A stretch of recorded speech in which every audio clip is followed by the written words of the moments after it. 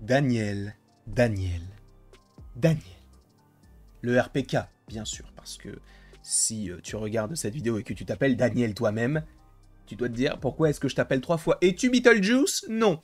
En tout cas, je suis très content de vous retrouver aujourd'hui pour une nouvelle vidéo en lien avec Daniel RPK parce qu'en gros, il a dévoilé quand même pas mal de choses. D'ailleurs, j'ai oublié de faire ce qu'il fallait pour traduire un petit peu tout ça, pour vous expliquer un petit peu ce qu'il en est, parce que oui, sur son Patreon, Daniel RPK, qui, pour ceux qui ne le savent pas, est un scooper, a dévoilé certaines choses sur DC, sur Marvel et sur Star Wars. Ne vous inquiétez pas, il n'y aura pas 75 000 vidéos, il n'y en aura qu'une seule pour parler de ces trois différents sujets. Sachant que du côté de DC, on va parler notamment de Green Lantern et de Superman. Du côté de Marvel, on va notamment parler de Blade. Et du côté de Star Wars, bon, les projets de manière générale.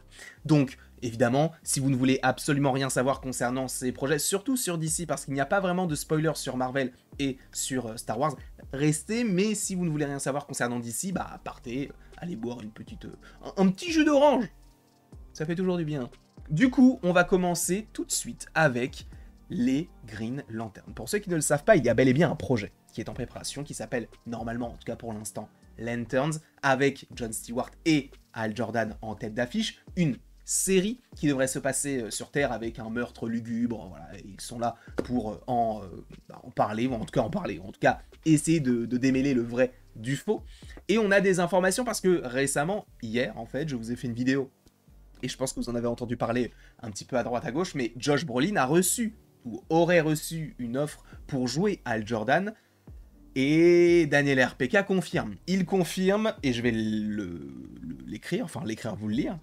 J'ai entendu dire qu'ils envisageaient Josh Brolin parce que leur vision pour Hal Jordan est de l'avoir comme un mentor plus âgé, bourru et sans fioriture. Donc un peu un vieux briscard, quoi, qui a peut-être des méthodes un petit peu rustres, un petit peu dures.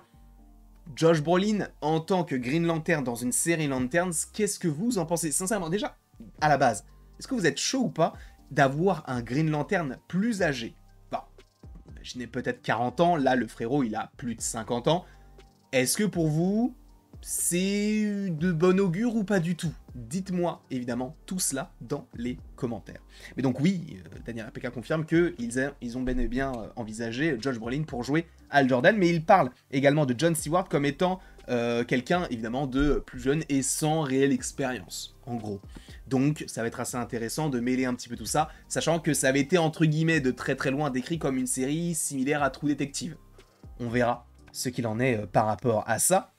Et a priori, enfin en gros, c'est même pas a priori, c'est plus Daniel RPK qui confirme que en gros, Brolin lui, il est très très fort pour jouer les personnages un petit peu grincheux, un petit peu dans leur coin.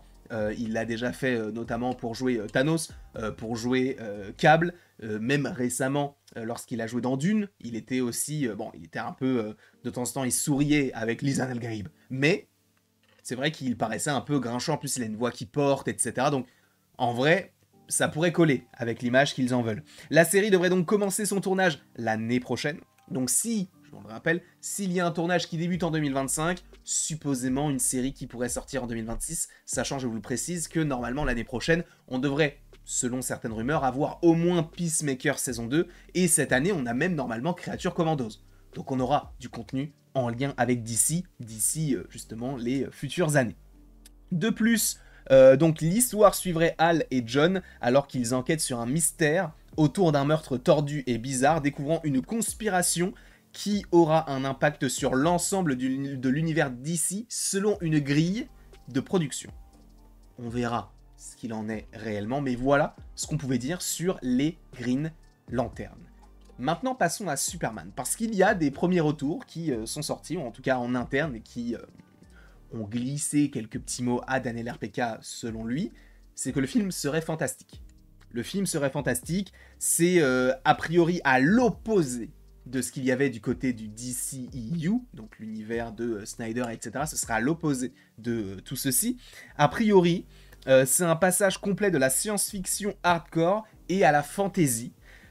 Exactement le contraire donc de Man of Steel. Donc pour ceux qui ont aimé Man of Steel, alors ça ne veut pas dire que vous n'aimerez pas ce film là, mais ne vous attendez du coup pas du tout à avoir du Man of Steel, par rapport à ce projet-là. Je ne sais pas quoi en penser. Man of Steel était un excellent film, on va pas se le cacher, hein, et je ne l'ai jamais caché par ailleurs.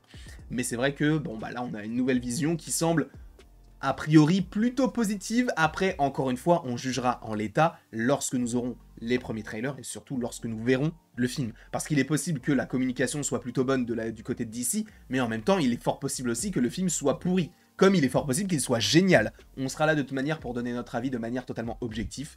Et, enfin non, totalement objectif, bah non, du coup, puisqu'un avis, ça peut pas être objectif. Enfin, en soi, si, mais t'as capté. On va donner notre avis honnête, tout simplement. Sachant qu'a priori, donc, il se déroule dans un monde du coup, qui comporte des héros qui existent depuis des lustres, et nous verrons comment cela a affecté l'histoire de ce monde et a façonné le DCU. Donc, en gros, ce film-là va être vraiment la base de l'univers de James Gunn pour nous dire, il y a eu des super-héros avant, on en a aujourd'hui et on en aura plus tard. Mais voilà comment est-ce qu'on commence l'univers. Sachant... Je vais rester, d'ailleurs, non, je vais changer, parce que c'est vrai que j'ai une autre photo, sachant que, bon, bah, ça, vous le savez, c'est le logo DC Studios, que je trouve pas forcément très beau, mais c'est vrai que ça fait un peu penser, du coup, aux anciens logos. Mais a priori, le DC Studios, donc, présentera divers projets définis sur différents calendriers, pas seulement aujourd'hui, donc, en gros, ce serait peut-être un petit peu similaire à ce que propose Marvel et Star Wars. Donc, en gros, de mêler les séries, les films, de sortir mettons tel projet en un jour, tel projet en plusieurs jours, de faire de l'animation, etc. C'est ce qui est prévu du côté de DC, sachant qu'on sait qu'il y a donc un film qui est prévu concernant Sergent Rock.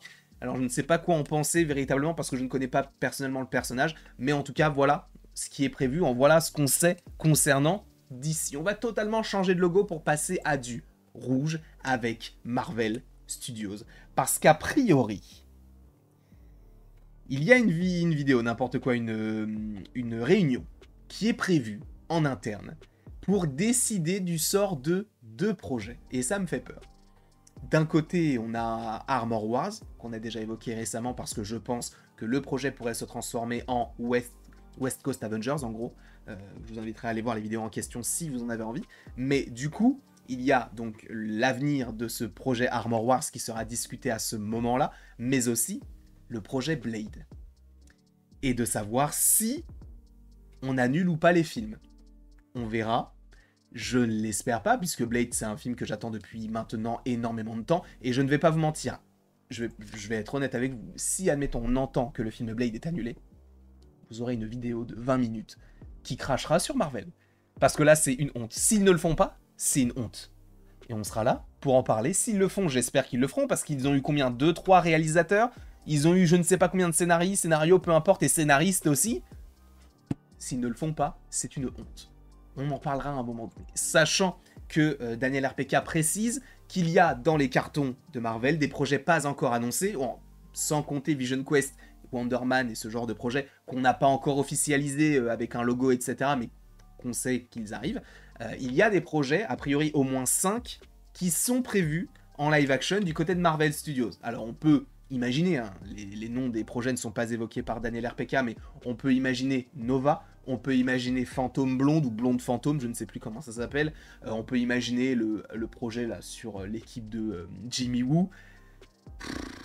Ouais, tu te dis pourquoi faire, mais bon, ce sont des projets qui sont prévus. En tout cas, il y en a au moins 5 en live action qui sont en développement actuellement et qui sont bien entamés. Donc, qui dit 5 séries, dit peut-être des séries sur... Enfin, en tout cas, jusqu'en 2027-28. On est large. Sachant que c'est tout ce que j'avais à dire sur Marvel. Et là, on va passer à Star Wars, parce que vous avez entendu parler du fait que The Acolyte, ça a été annulé. Personnellement, je trouve ça totalement logique, parce que je trouve que l'idée... Enfin, la série était tout simplement mauvaise. Ça n'engage que moi, encore une fois. Si vous avez aimé, tant mieux pour vous. Moi, j'ai détesté la série.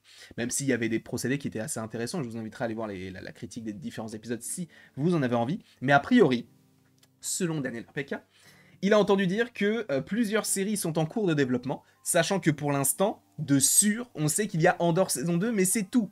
Parce que je vous rappelle que la saison 4 de The Mandalorian s'est transformée en gros en film Mandalorian et Grogu. On sait qu'il y a une saison 2 à Ahsoka, mais elle n'a pas encore été officialisée. The Book of Boba Fett, pour l'instant, silence radio, et peut-être on touche du bois que ça reste ainsi.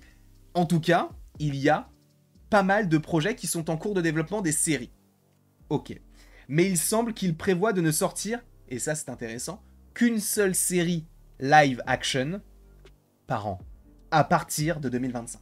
Sachant que l'année prochaine, enfin déjà cette année, on a déjà eu Ahsoka et on va avoir Skeleton Crew à la fin de l'année, mais il faut préciser aussi que normalement l'année prochaine on a Andor. Et logiquement, selon les dires de Daniel RPK, ce serait la seule série du côté de Star Wars en live action. Ce qui ne veut pas dire qu'on n'aura pas une nouvelle série Tales of the Jedi ou Star Wars Visions, mais en tout cas en live action on aura normalement que Andor. En 2026 peut-être que ce sera la saison 2 de Ahsoka, en 2027 peut-être que ce sera un autre projet un peu secret, on n'en sait rien, mais en tout cas voilà ce qui serait prévu. D'ailleurs je pense que ce sera ça, je pense que ce sera peut-être Ahsoka si on part sur ce postulat, si on part sur ce modèle là, je pense que oui, Ahsoka saison 2 pourrait sortir en 2027. En tout cas, je ne sais pas ce que vous en pensez, n'hésitez pas à me dire votre avis par rapport à tout cela dans les commentaires, que ce soit par rapport à DC, par rapport à Marvel et par rapport à Star Wars. Et après tout ceci, il ne me reste plus qu'à vous dire d'aimer, de partager et du coup de vous abonner. Et à la prochaine surtout. À la prochaine. Non, à la... Ouah, j'ai raté mon outro. Je l'ai fait depuis combien de temps l'outro? Depuis, en vrai, depuis au moins 5 ans. Je l'ai raté. À la prochaine pour la prochaine. Ah non, là je suis confus. Ah, là, je suis confus. Si vous étiez là jusqu'à la fin de la vidéo, et je pense qu'il n'y en aura pas beaucoup, mais mettez chais. Pour, voilà. Je vous laisse vous moquer de moi. Dans les commentaires, hein, bien sûr.